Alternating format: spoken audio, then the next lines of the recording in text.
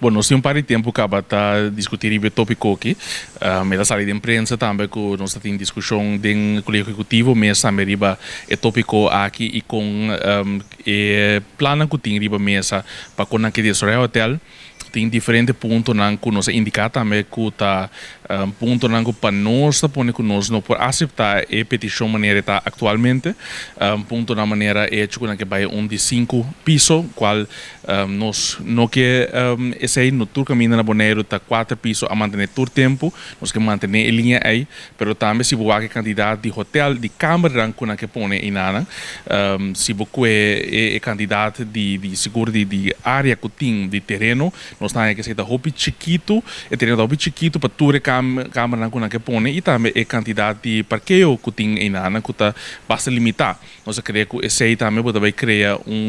situação de tráfico inseguro dentro da área aí e também maneira mais indicar nós estamos indo de uma direção de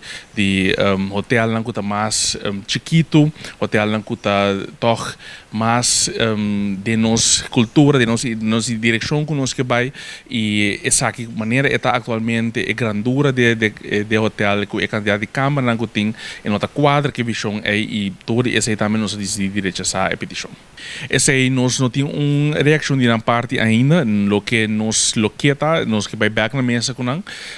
para nós para riba é plan para manter também de maneira mais indicar a visão que nós tem e junto nós chegamos a algo que cita quadra que visão é e que ao final nossa comunidade completa por beneficiar de se